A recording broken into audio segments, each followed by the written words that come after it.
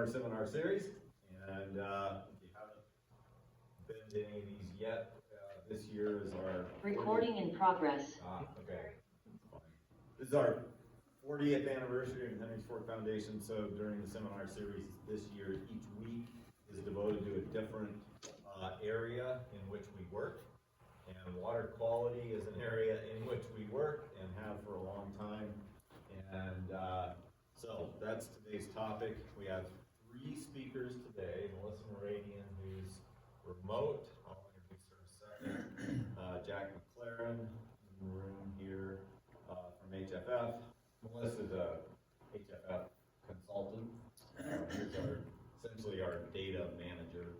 Does a lot of other stuff. And Alex Bell, I think Alex is ringing the bell, and works for Department of Environmental Quality. So those are our 3 speakers today. In the past few weeks, we've had sort of informal discussion without formal presentation.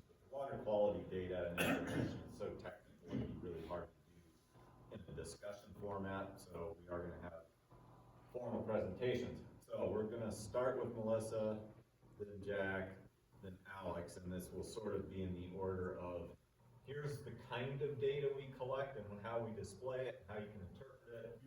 Then here's what we've inferred scientifically from collecting those data this is our 11th year, I believe, of water quality monitoring. And then Alex is going to end up saying, well, here's how actual regulation and administration of water quality works. That's different than the data and the science. Incorporates those things, but is not the same as. So I'm going to start with Melissa Moradian. Started working for HFF in 2015, came to us with, safe to say, 0 experience in freshwater ecology and water quality, but had the skills we needed to work with data and coding, and she was already very proficient in R programming language, and has increased her knowledge of that, I don't know, 1,000-fold or something. It's not that you didn't know anything, it's just that you know an incredible amount now. So anyway, Melissa, she's coming to us remotely because she doesn't live anywhere near here these days and has worked for us remotely since 2018, I believe. We were just talking about that. That means Will is 6 years old in a few weeks. So, Melissa, go ahead and take it away. All right, thank you. Thanks for that intro. Yeah, so as Ross mentioned, I came to the foundation as a trained mathematician and data scientist. I did have fisheries experience in saltwater arenas, but no freshwater, no water ecology, no water quality, no freshwater ecology. But I learned a ton on the job, and so when I came in 2015, that actually coincided with just the 2nd year of the water quality monitoring program. So I have built it both physically and technologically alongside Rob, Matt, Amber, and Jack throughout my whole career with HFF. The bulk of my job over the last few years has been engineering some online web tools to interactively and freely access the entire archive of our water quality program with some interpretation.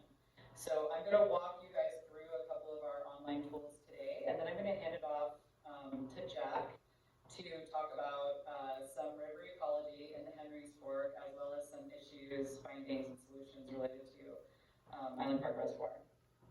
Okay, so I'm going to share my screen here. Okay, so this is the first tool that I want to walk you guys through. Sorry, I was getting some feedback. Okay. This is the first tool that we built. This was originally conceived of and designed in 2016, 2017. Since then, it's gone through a lot of renovations. And then so first I just want to draw your attention to the map here on the left. So this shows you the current coverage of our water quality monitoring network. Each of these blue pins is a SOND location, and SOND is just a water quality monitoring device. And they measure a variety of physical and chemical attributes from the river every 15 minutes. And then most of these sites are equipped to transmit remotely which allows real-time data acquisition. It really makes these online tools super cool. So bringing your attention over here to the top right, if you are interested in just like a snapshot of what is happening right now on the river, you can use our latest value messages here. And if you want to spend a little more time, you can explore the graph and determine recent patterns or trends over the last month. So when you first pull up the water quality website, the default is going to be water temperature at Island Park Dam, and that is here, immediately downstream of the dam in front of the power plant outlet. If you'd like more information from that site, you can click on these tabs. So we've got dissolved oxygen, conductivity, turbidity, and a couple of algae metrics, productivity metrics. If you would like to explore some longer term trends, you have a drop-down menu of time period options here. And then there's another feature where, let's say you feel like comparing at Island Park to turbidity at Pine Haven, you can use this feature here. And you'll just use the legend information to help you read the graphs. And you can actually switch between attributes, maintaining that comparison site. And then when you're tired of the comparison, you can just scroll up to none. If you'd like to explore a different location, you hop back over to the map. You'll have to zoom in and out as necessary to find what you're looking for. And let's come down here to Marysville. Check out what's going on there.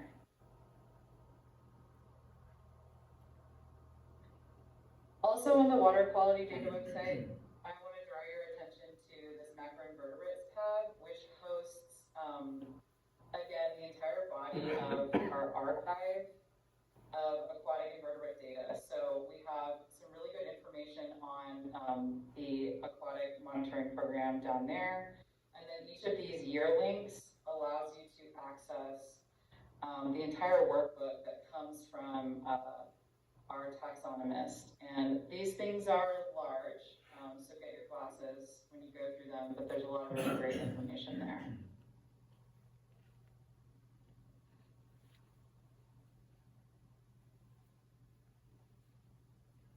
Hang with me for just a second, guys.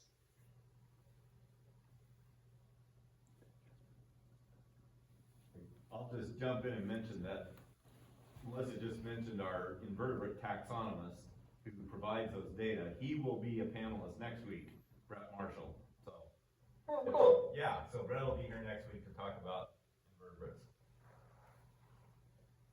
Awesome. All right. Coming back up here. Forgive me, sometimes I'll thumb with Zoom.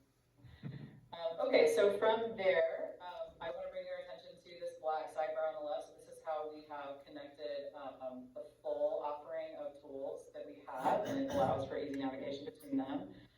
So today we're just going to go through a couple more. So I'm going to hop over here to the Harriman water temperature website. And this project is cool. It's just in its second year. And what we have are temperature-only loggers installed in several places throughout the Harriman Ranch. This map and site tab here allows you to see the coverage of that monitoring network. And then you can explore each of the locations with a photo and then some information on why we monitor there, its importance in our scientific endeavor. Back to the graphics, this has kind of an expanded site comparison feature, so you can overlay all of them at once or any selection that you choose.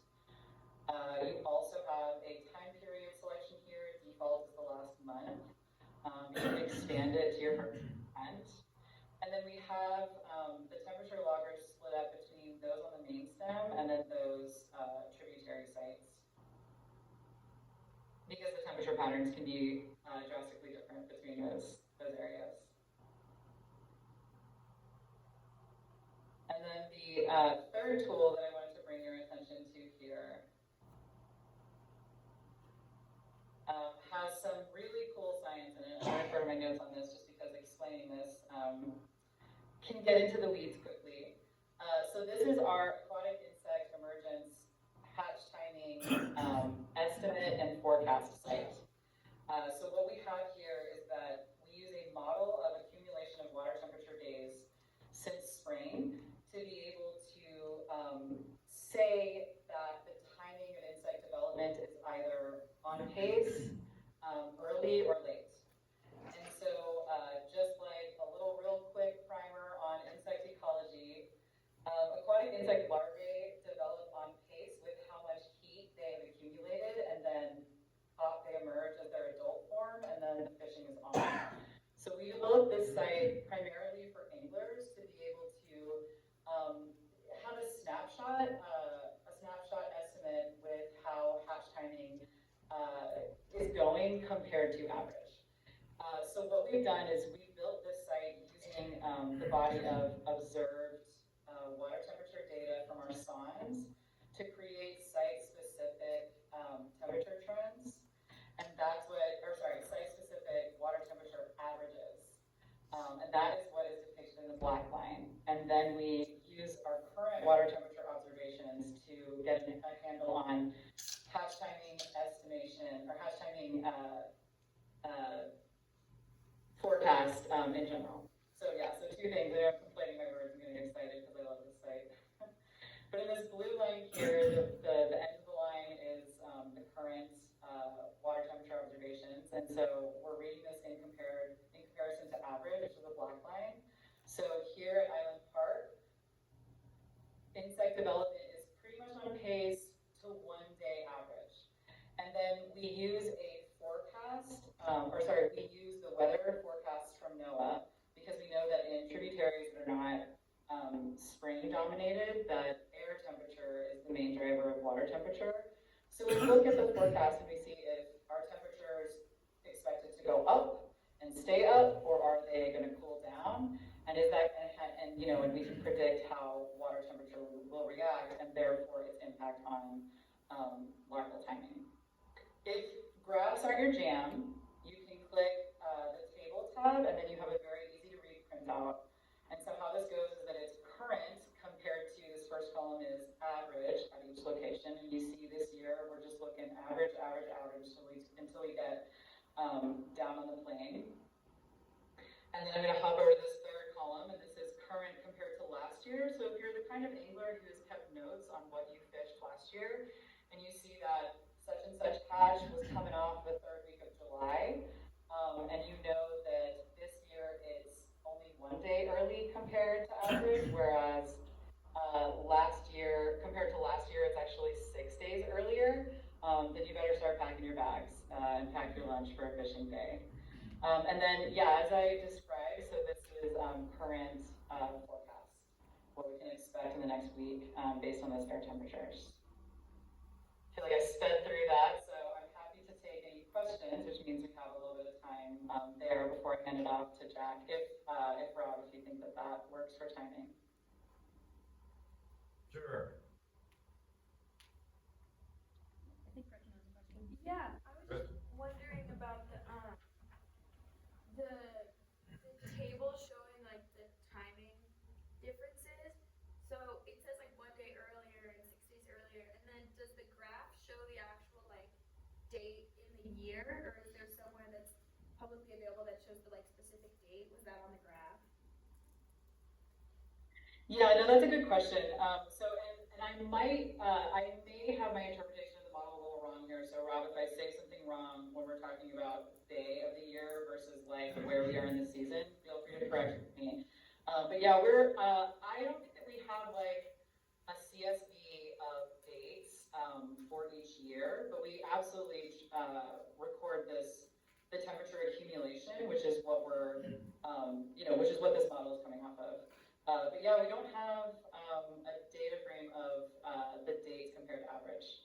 Correct, Rob? Right, so this is relative to average. So actually, Melissa, this is at Island Park Dam, and you can see that, just kind of trace the blue curve we started out cold. Ice off was later than, well, actually it was about average, but it took the water a lot longer to warm up this year. So for a long time, hatches, say in Box Canyon, were a couple days behind average because the water was cooler.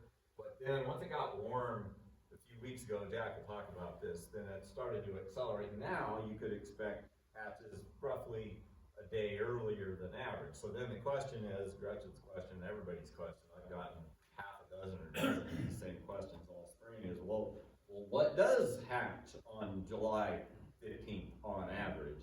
And Christina is in the process of developing a web-based survey instrument that anglers can actually record information. We're going to do a crowdsourced attempt at getting a hatch chart. You can go to like Henry's Fork Anglers or any of the shops or any number of websites and get a chart for when they say, green drakes hatch on average from June 15th to June 30th or whatever, and you can find that. But we want to actually do a crowdsource thing and have people, record, I saw green drakes on Warm River to Ashton on June 25th.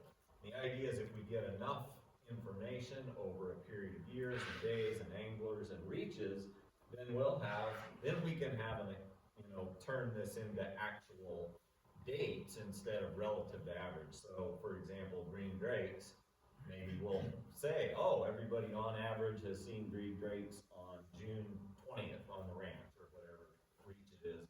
Then this tool will say, but the hatches are 2 days ahead of average, then we know it's the 19th of June instead of the 21st or whatever it might be. So we're getting there. It's a good question. I get asked that a lot. And so we're going to try and put together a crowdsourced, angler-driven hatch timing chart that will put dates on these things. So each insect will have a specific frame. So anyway, we're getting there. And if I could just break in just to clarify on the science here, the reason that we have to crowdsource that information is because when specific hatches actually come off as extremely site specific, like to a very fine granular scale. So the model that we use is very is deterministic, and I liken this to when I am trying to figure out when to plant my zucchini seeds versus my sweet pea seeds. There's an average in how long it takes for each of those plants to produce, and then based on this year, you can get some estimate about when the bed time is. But there isn't anything out there that's going to tell you where your zucchini is going to grow, when your zucchini is going to produce fruit on your front porch, unless you track when your zucchini produces fruit on your front porch for 10 years and then put it into a big model, which is what Rob was saying that Christina and I are going to work on. So it's a natural, obvious question. So, okay, anything else for Melissa? Okay, thank you, Melissa. And absolutely. Okay, so we're gonna hand off to Jack McLaren, who is our Dr. Jack McLaren, who is our aquatic ecology program manager. Jack did his master's thesis on Island Park Reservoir, looking at temperature, specifically in Island Park Reservoir and downstream. And then he did a PhD, kind of centered on Island Park Reservoir, but looking more broadly at how the reservoir affects fish populations upstream and downstream via habitat mostly, and the mediating biological factor is aquatic vegetation. So Jack spent a lot of time measuring aquatic plants, nutrients, and physical habitat structure.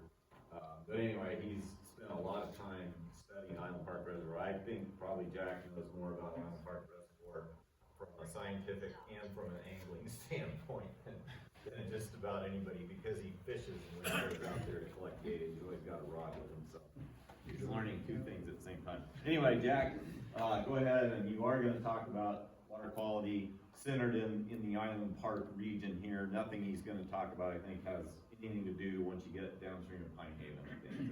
Correct? Yep, that's the last, exactly right, that's the last, monitoring station we've got. I guess you could say that that's a decent estimation of what's going on at Riverside too, but anything beyond that is a different animal for sure. And I'm not really gonna be talking about water quality upstream of Island Park Reservoir all that much either. This this is pretty much from the reservoir, where the river hits the reservoir, on downstream to Riverside. So yeah, thank you to Melissa for setting me up. We've got an enormous amount of data. We've got more data that isn't on the website that you can always, it's the data that we collect on Island Park Reservoir that we've been doing weekly since more or less since 2016, Yeah. at least weekly during the growing season, during the ice off period, and then at different frequencies before that. But yeah, if like people want to, you can always contact me. I know that we work with DEQ to do that sort of thing. But anyways, I'll be talking about that water quality and trying to.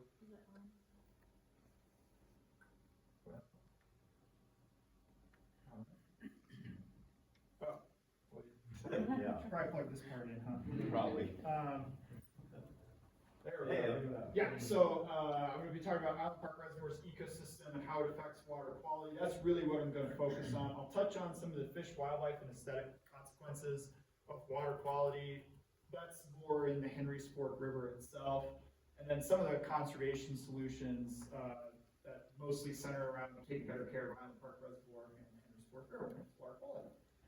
So, Rob warned me not to get too technical, but there's really one thing that we're a summer seminar series, so gotta try to teach something new. And if there's one thing new to learn, it's how lake ecosystems work. And I'm a trained limnologist, basically somebody who studies freshwater ecology, especially in lakes. And there are some fundamental terms that I guess I'd like to cover before getting into Island Park Reservoir itself, because what's going on here is, or these fundamental processes are really critical to understanding Island Park Reservoir and its water quality. So the big term I'd like to introduce is the idea of eutrophy or a eutrophic system. The Greek word basically means hyperproductive. And this is something that happens to lakes all across the nation, and it's happening in Island Park Reservoir as well. So all lakes stratify, essentially. So they thermally stratify. In the spring, once the ice comes off, this upper layer of water warms. And one of the fundamental principles of water, one of the fundamental chemical principles, is that its density changes with temperature. The warmer that water gets, the less dense it is. Eventually you get to a point where this upper layer of water, this warm upper layer is light enough, it's like enough of a density difference with cooler water underneath that wind can no longer mix the entire water column together. So you've got these two separate bodies of water within a reservoir, like Island Park Reservoir. When once that first happens in the spring, everything will be nice and mixed, oxygen throughout, and everything looks pretty good, water's nice and clear.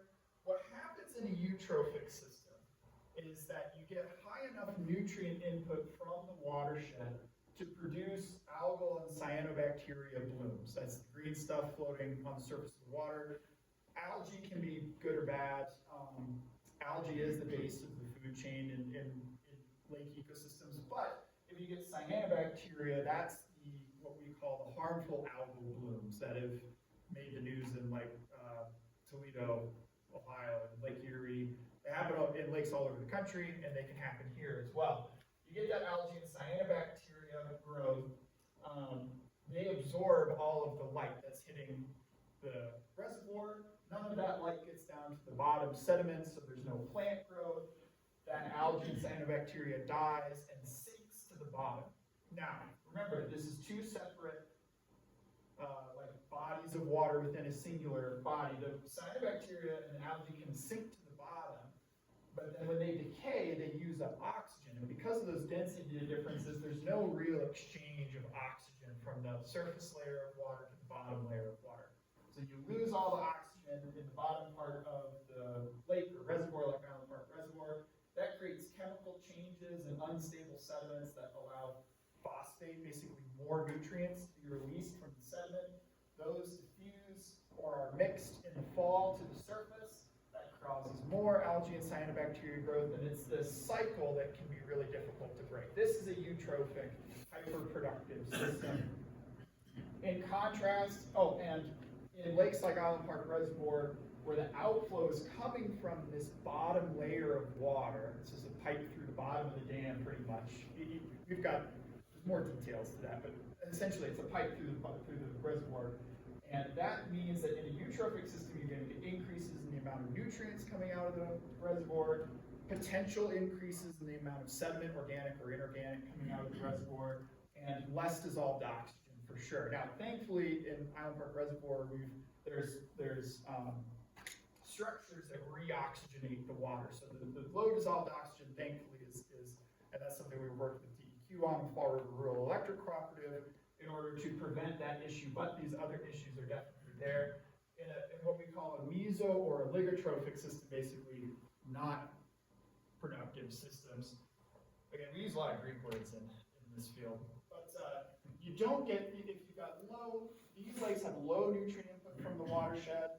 They don't get heavy algal or cyanobacteria growth, usually just enough to keep things like fish and zooplankton alive, but that allows the sunlight to penetrate deep enough to cause rooted vegetation to grow. That rooted vegetation stabilizes sediment, it absorbs nutrients, and it keeps the water oxygenated. And there's minimal decay so that bottom layer of water stays well oxygenated throughout the year. Now, there are certain risk factors for eutrophy in a waterway. A larger watershed, a high phosphorus geology, shallow, a long stable growing season, high water residence time. High water residence time is like the more stagnant a waterway is, the more likely you are to have a eutrophic system. These are things that aren't necessarily, these can be affected by humans, but there are naturally eutrophic systems out there. Even in the western U.S., places like, of course, southeastern United States, most waterways are eutrophic just naturally. But then there are, of course, human sources of nutrients that can cause eutrophication, wastewater, agricultural runoff, which we don't really deal with here, and land use changes. So for Island Park Reservoir, I'm going to walk through some of these risk factors. It's got a very large watershed for the size of the lake. 482 square miles versus 7,800 acres at full pool. It's sitting right smack in the middle of some pretty high phosphorus geology. When Island Park Reservoir was built, this western half of the reservoir especially inundated a lot of unconsolidated sediments, the same kind of unconsolidated sediments that make up the rest of the Snake River Plain, which is one of the most productive agricultural regions in the world. So when you build a reservoir on top of productive sediment, it's going to be a productive reservoir.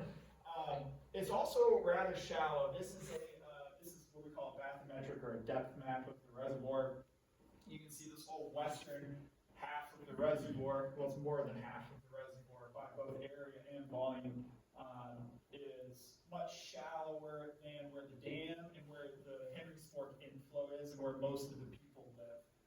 So there's this whole kind of unpopulated western end that is high in sediment, it's generally eutrophic, it's warm, and it's well mixed. Some of the other risk factors for Island Park Reservoir that depend on the year are things like a long, stable growing season and high water residence time. Looking at some of the data, the x-axis here is the mean springtime temperature, and on the y-axis is the probability of eutrophy taken from satellite imagery, courtesy of the U.S. Geological Survey. And in years like 2015 or 2016, where we have really warm springs, early ice off, we're much more likely, almost guaranteed to experience these kinds of negative water quality impacts of eutrophication. Whereas in years where the ice off is late and the water is colder and the springtime temperatures are cold, we're much less likely to experience those impacts. So this just goes to show that Island Park Reservoir is kind of right on that edge of a eutrophic system versus a meso or a oligotrophic system. I'll talk about why that's special, and that's part of why the Henry's Fork River is so productive, is because Island Park Reservoir is kind of right on this edge. And then as far as human sources are concerned, only about 1 to 2% of the entire watershed is urban development. The rest is forest, scrubland, pasture, etc. So it's relatively small, especially in contrast to eutrophic lakes in like the Midwestern United States, where like 90% of the watershed will be urban development. But it is something that's growing, and I think we're all pretty well aware of the development issues that are occurring in the watershed to Highland Park Reservoir. Again, as a reservoir that's kind of sitting right on that edge, any additional pressures are likely to tip the balance towards eutrophication. Okay, so Island Park Reservoir during a drought, like a dry summertime condition, we've got this high nutrient input from the watershed. It's warm, there are harmful algal blooms going on, very little in the way of cool inflows. The water is stratified, especially near the dam. There's no rooted aquatic vegetation, and you've got this cycle going of growth and decay of algae. This can lead to high water temperature, a greater potential for sediment export from the reservoir, and nutrient export from the reservoir when we're drawing that water from that bottom layer. So high water temperature, that's tied to Island Park Reservoir drawdown. The more that reservoir is drawn down, the warmer the water flowing out of the reservoir will be. That's just a function of essentially using up all of this. This is cool water, and the quality might not be great, but at least the temperature is cold. With higher drawdown, you're just going to use up that pool of water faster. And if you don't have very high inflows, like this year, for example, you don't have a whole lot of cold water coming in from springs or tributaries, you're not really going to replace this water very quickly. So you pretty quickly start eating into warmer layers of water higher up in the water column. And that's a well-known effect that persists down through Harriman State Park. Now, this is a graph that was produced for me by Lily. Lily will be talking more about the details of water temperature on Harriman State Park for her presentation at a future date. Well, it goes over some of the highlights relevant to this presentation. This shows a bunch of our different monitoring sites on Harriman State Park with temperature on the y-axis. The dots are the mean temperatures for the period between July and August, basically the hottest temperatures of the year. And the whiskers are the minimum and the maximum temperatures we recorded during that same time period. So all the way over here on the left-hand side, this is Island Park East, so this is the outflow of Island Park Reservoir. If I draw a line through the mean temperature, you can see that the mean temperatures at each of these locations going downstream do not change all that much. They warm very slowly. Minimums and maximums are all over the place, and Lily will talk more about what's going on there. But the means don't really change that much. The warmest mean that we get is the furthest downstream location at Pine Haven. The coolest mean is actually right across the river from Pine Haven, opposite Pine Haven. Anybody who's fished down there knows there's a whole bunch of big springs and seeps that come into this side of the river down there. So the takeaway here is that mean temperatures are a function of that Island Park Reservoir outflow, okay, which increases if inflows or outflows higher and draft is higher. And groundwater is also really important for temperatures on Harriman State Park. Island Park Reservoir eutrophication also creates a greater potential for fine sediment export. Fine sediment export from Island Park Reservoir is sort of a complex thing, but in general, the risk is greater when you've got more fine sediment that can be pushed around in this reservoir. So when you get something like a storm that hits the reservoir, wind wave action is going to stir up a lot of fine sediment. And that includes both mineral sediment, that 10 to 20 feet of unconsolidated stuff, along with all of the dead algae that's accrued over the almost 190 years that this reservoir is, not 190, like 100 or 38, so yeah. Anyways, that's been accumulating in this reservoir. That wind wave turbidity, or the wind wave action is going to create more turbidity in the reservoir, or the algae is just going to grow and create its own turbidity. When you get a storm that hits, or you get thunderstorms, or really cold morning, or anything else, this water starts to cool, and you get this pool of cold, basically dirty water that is hanging out on, usually on the western half of Island Park Reservoir. If inflow from the Henry's Fork has enough flow, most of the sediment stays trapped out there on the western end. It can't penetrate that density barrier. But if west end water cools enough, like later in the fall, this will happen, we get a really, like the typical Labor Day storm or something, or if the inflows are low enough, like this year, or if the outflows are high enough, that sediment is gonna sink and flow, get mixed in, and come out of the bottom of the reservoir.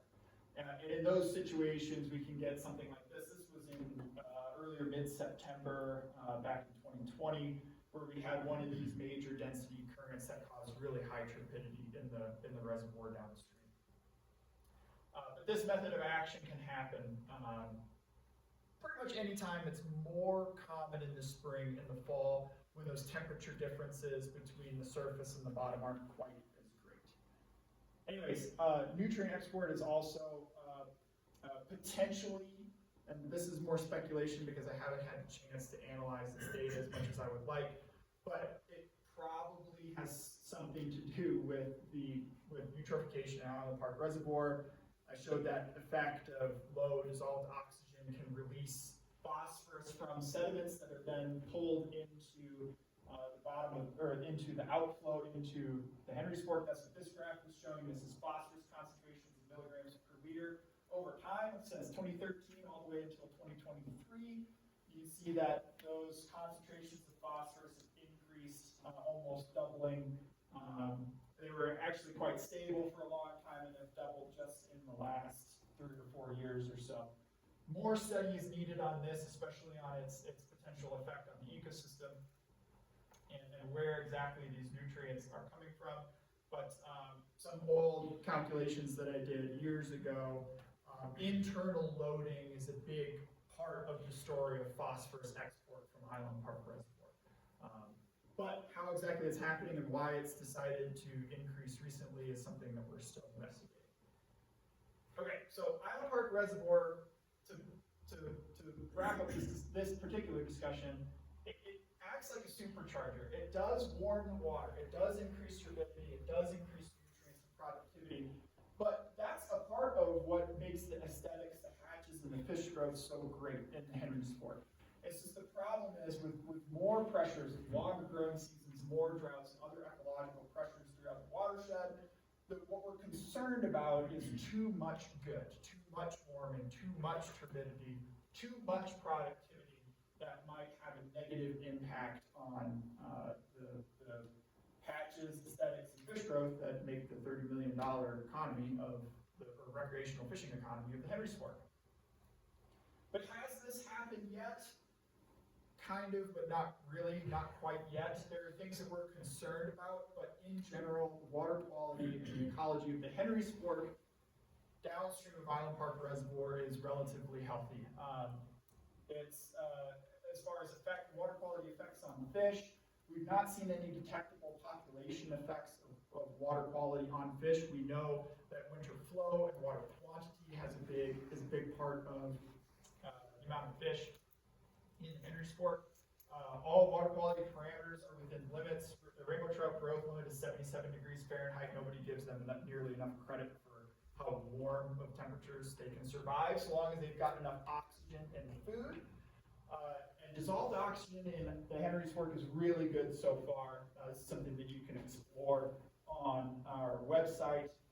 More study, though, is needed on the potential effect of increasing nutrients on that productivity and oxygen levels. This is something that is kind of what we consider a low risk, like a low probability event now, but a high risk of what is it? Am I putting that correctly? Like the potential outcome would be really bad, but right. For now, everything is very healthy. We know that the insect community is changing. Temperature, sediment, and nutrients affect some species. This is much more complicated, and this exists more as a plug for next week when we're going to be talking about hatches and insects more specifically. So we know that fish if there's any effect on fish, it's that they're changing potentially behavior, where they hang out. Hatches may be changing, but everything that we can derive from our data shows that individuals, communities, and populations of insects and fish are healthy, especially in terms of globally and regionally. They're very healthy. Go to the Big Hole River, for example, and ask them how things are going, they're not gonna say it's going that great. But the fishing experience is definitely changing, and we know that there are things about the Henry's Fork right now and its water quality that are not living up necessarily to the expectations that were built in previous decades. So, given the fact that the ecology is healthy and we've got good water quality, how do we keep up what's going on right now? Is there room for improvement? And how do we address these emerging risks of low dissolved oxygen, high nutrients, etc.? This is where the conservation solutions come in. Are there ways to lower water temperature, turbidity, and nutrients, address emerging risks, prepare for the future, even if we're not seeing big impacts on the ecology yet? We know that starting with water is an effective solution. Reducing Island Park Reservoir draft and outflow benefits fish populations and vertebrate communities. And it also reduces, but does not necessarily eliminate, poor water quality export from Island Park Reservoir. This graph shows mean outflow from Island Park Reservoir on the x-axis and turbidity on the y-axis. In general, you reduce that mean outflow, you're going to reduce turbidity, but there are still situations where we manage to reduce outflow, but turbidity, 2020, 2021, still hitting that 5 to 6 NTU threshold that generally affects people's perceptions of the river as well as their effectiveness when they're fishing. So we've come up with the DIRT plan, or the Developing Infrastructure to Reduce Temperature and Turbidity. How do we address the dirt, these negative things like excessive sediments and nutrient in the watershed, and how might we move some dirt, basically building stuff, to produce higher water quality for every drop of water that we manage to save? So this is all about developing design plans and collaborative connections to leverage additional funding. This includes starting at the source, preventing eutrophication in Island Park Reservoir. I highlighted it, or I really emphasized the nutrient input study and reduction plan. You can do whatever you want in Island Park Reservoir. If you don't address the nutrients themselves, then whatever you do is just gonna, you're just setting the clock back a little bit, and you'll run back into the same problems in as little as a year or two to a decade or whatever.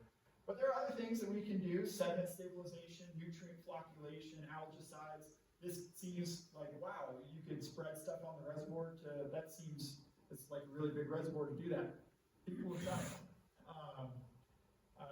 Oxygenation, destratification, these have to do with either improving conditions in that stratified system or getting rid of the stratification altogether. That's something we're learning a lot about. I won't go into details right now. I would love to, but we've had some destratification event earlier this year that has completely changed the water quality in Island Park Reservoir this year. It's been a very strange year. You could also do big infrastructure projects like preventing poor water quality entrainment into the Henry's Fork in the first place. Things like a variable elevation outflow gates or curtain could allow you, if you've got like this density current that delivered a bunch of sediment to the bottom of the reservoir, well, maybe you just take water from a little bit higher in the water column to prevent that sediment. You just wait for that sediment to fall out of solution in that situation. Also moving some dirt, going downstream. I mentioned that groundwater has a big influence on water temperature in parts of the Henry's Fork. Incidental aquifer recharge on Harriman State Park using their existing infrastructure.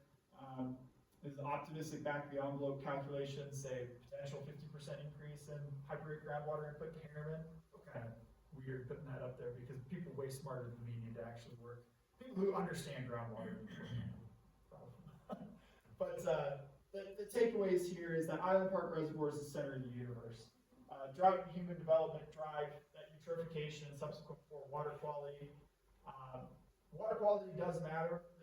Current conditions might not be having an impact on fish and vertebrate populations, but these future risks definitely demand further action for future action. Water quality can be improved, and there are going to be ways to get involved. Proposed dirt plan actions have potential for high costs, staying informed. There's going to be a watershed tour for the Henry's Fork Watershed Council. It's going to be focused on Island Park Reservoir this August. I'm really looking forward to that. Island Park Reservoir might be hilariously clean and great water quality. Throw a party and I guess. that's what happens.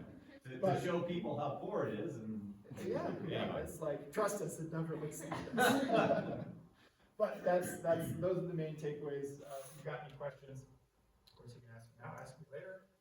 shoot me an email, whatever. All right. Thanks, Jack. Why don't we have Alex go, and then we have time for other questions. Yeah. Thank you, Jack. So, introduce Alex Bell. He's the Water Quality Manager in the Idaho Falls office of the Environmental Department. Idaho Department of Environmental Quality. We never say that, we just like DEQ, right? Nobody ever says environmental quality.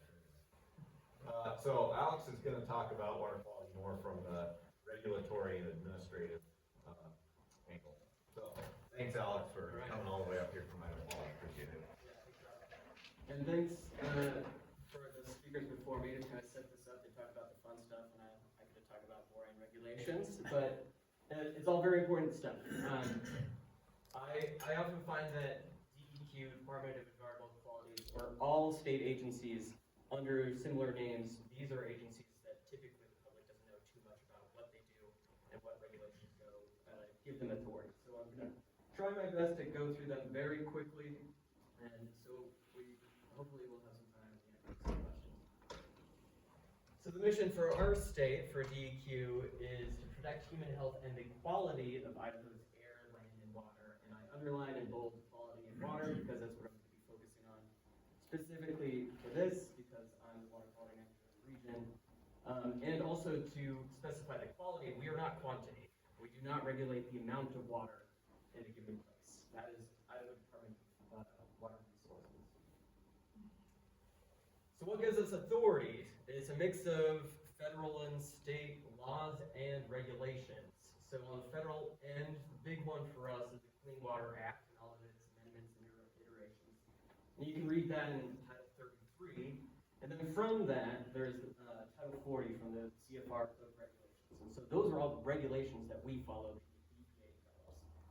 And then on the state side, we have law and statute that creates our agency, and then our agency creates those rules that govern environmental quality. So for those of you that have been following Supreme Court decisions, Chevron deference deals with the code of regulations. So the regulations that agencies themselves come up with following the laws and statutes passed by the legislature. It doesn't really affect the states quite as much, but we will see. So this is just the table of what the Clean Water Act has looked like through history. It has changed quite a bit, but this does not capture court decisions, executive orders, and those sort of things. So short story long, the environmental laws change, regulations change. Nothing stays static, and anything I say today could be different next year and the year after that. Our agency is divided into some regions here. We have a state office in Boise, and then it's further dissected in these little chunks. The brown part is my region here in eastern and kind of central Idaho, so we have a lot of ground to cover per regional office. Then I'll just kind of go through some of the things that we do as an agency. So, like I mentioned, we make the regulations as they pertain to water quality standards in concert with the EPA, and then the legislature has to approve those rules. So we come up with them because we're the experts. We have to follow the laws and regulations the EPA comes up with, they approve those rules, and then the legislature has to approve those rules. You can read this in IDFG, that's what they call our administrative rules. If you really, actually, I recommend it. It's an interesting read. It is. So you're like, this is pretty short. And then continuing that, like some of the things that we do, because the authority that we're given from state and federal regulations here, one of the big things that we do in our office is monitor and assessment of surface waters. And so our big program is the Beneficial Use Reconnaissance Program, where we collect biological and habitat data and use those kind of data to infer the health of surface water. So we collect fish data, macroinvertebrate data, some habitat stuff that gets chewed up by models, spits out some numbers, and then we say whether or not it's healthy or it's not healthy.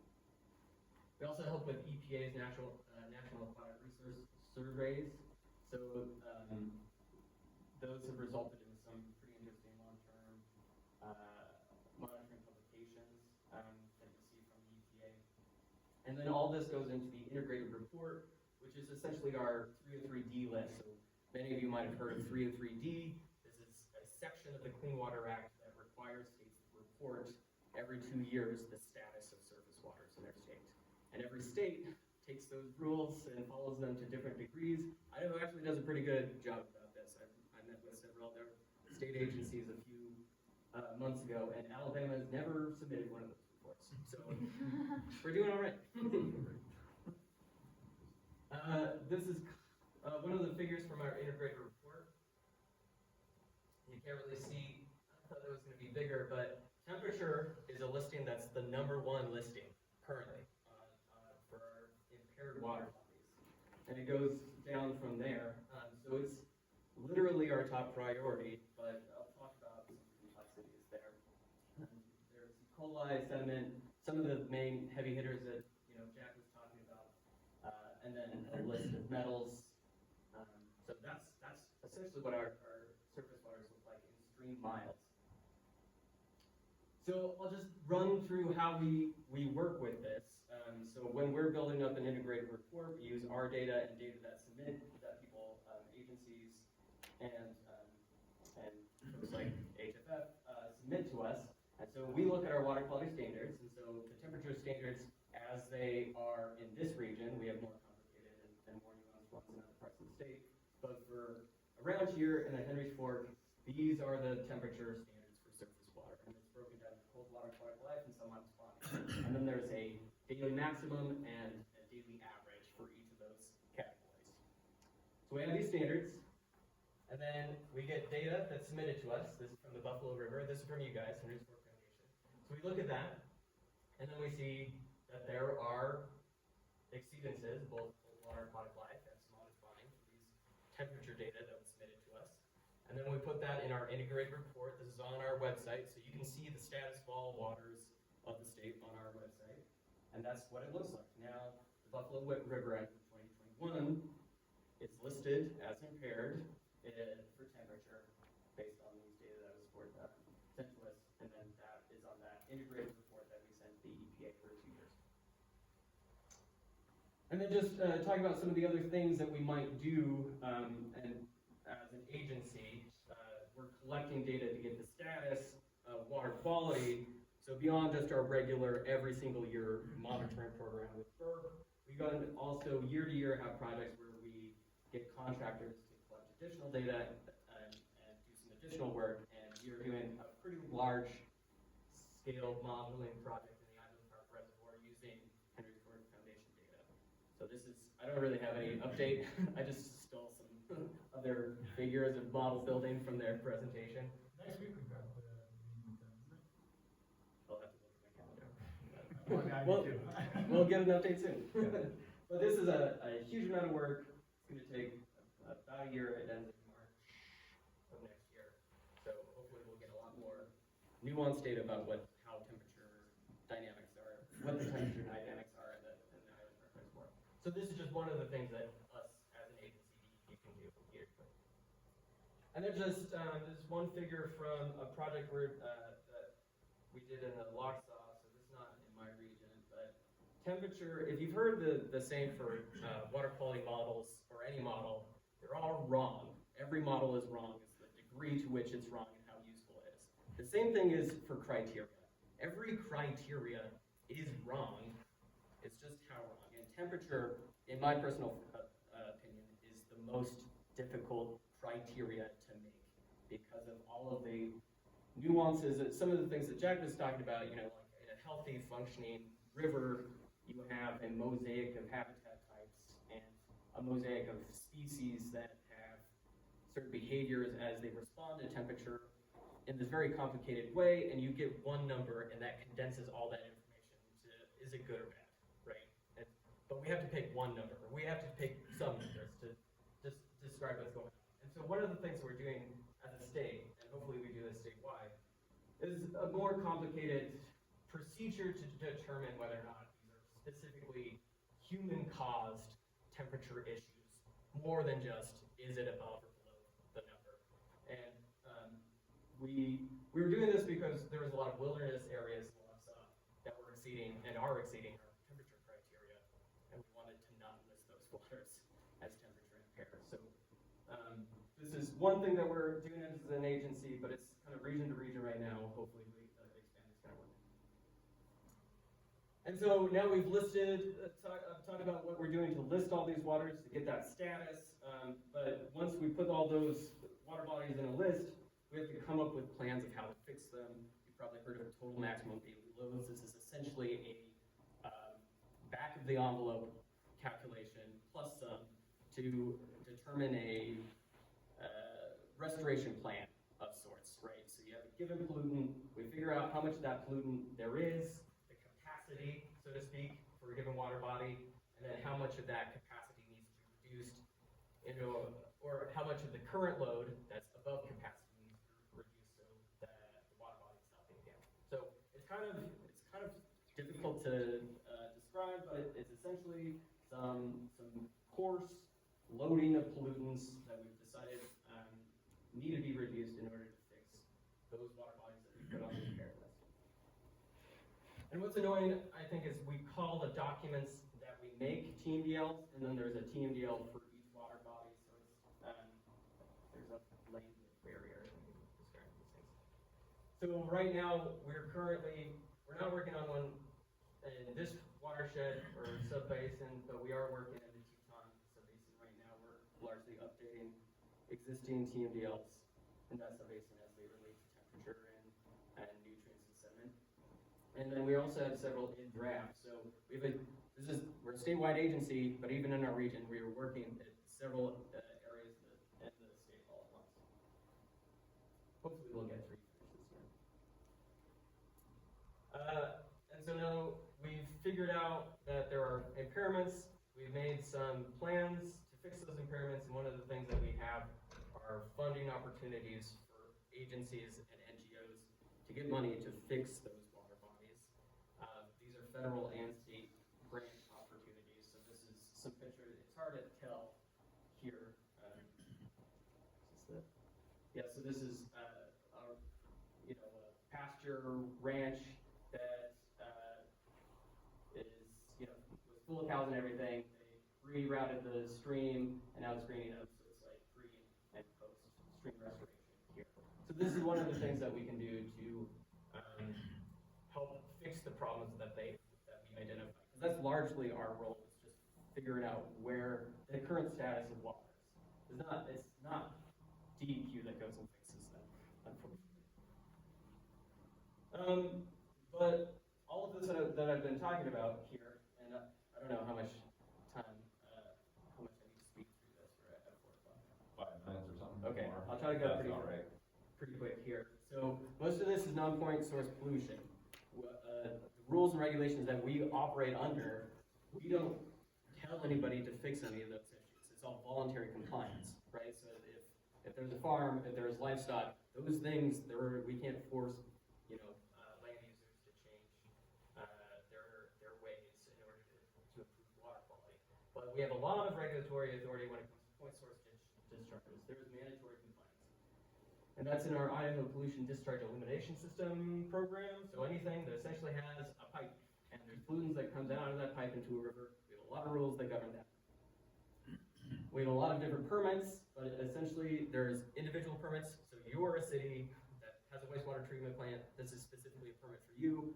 And then there's several general permits. So you grow fish in a facility. We have one permit, and that can cover 10 or 15 facilities with several general limitations.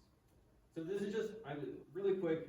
We require a lot from these facilities. There's temperature effluent requirements, and it's kind of complicated throughout the season. I'm just going to go through this really quick. There's additional requirements for collecting chloride, TSS, phosphorus, BOD, and then a handful of metals. There is a lot that these facilities have to monitor for in their discharge permits. And then there's a schedule of what they have to do for the life of their permit, as far as reporting, compliance schedules, all that sort of thing. And then we do a handful of other stuff, like we monitor HABs and acid mine drainage, all the colorful water quality of the rainbow.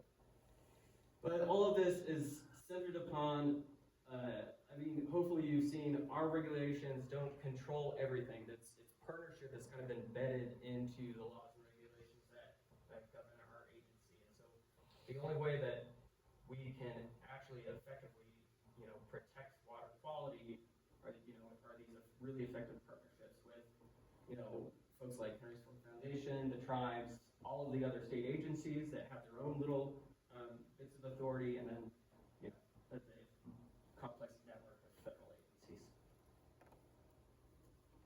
Just really quick, you should also participate as much as you can. We have public comment periods for very important things all the time. Right now, there's a public comment period for a water quality certification for a dam.